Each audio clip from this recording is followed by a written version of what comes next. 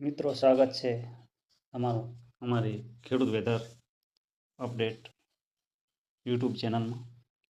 આજે વિંડીના માધ્યમથી આપણે જોવાની કોશિશ કરીએ કે જો જે સિસ્ટમ છે એ કેટલી સક્રિય છે। તો આગળ વાત કરીએ તો રાજસ્થાનના જેસલમેરથી કરી અને બાડમેર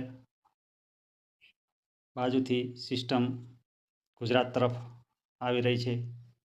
આપણે વિંડીના માધ્યમથી જુઓ તો હજુ પણ આવનારા સમયમાં વરસાદ પડી શકે એવી સંભાવના છે। ધીરે ધીરે થરાદ આસપાસ સિસ્ટમ આવતી દેખાય છે। બીજી સિસ્ટમ છે એ થરાદની આજુબાજુ દેખાઈ રહી છે, એ પણ તમે જોઈ શકો છો। રાધનપુર છે ત્યાં રેડ એલર્ટ જેવી સ્થિતિ છે, ત્યાં વરસાદ પડી શકે। અમુક જગ્યાએ અતિ ભારે વરસાદ પડવાની પણ સંભાવના દેખાઈ રહી છે। સોયગામ ત્યાં પણ અતિ ભારે વરસાદ પડી શકે છે, ત્યાં પણ સિસ્ટમ અત્યારે સક્રિય છે।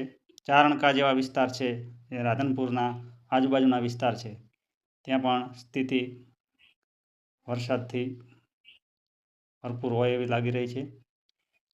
વાભરની વાત કરીએ તો વાભરની અંદર પણ રેડ એલર્ટ જેવી સ્થિતિ દેખાઈ રહી છે।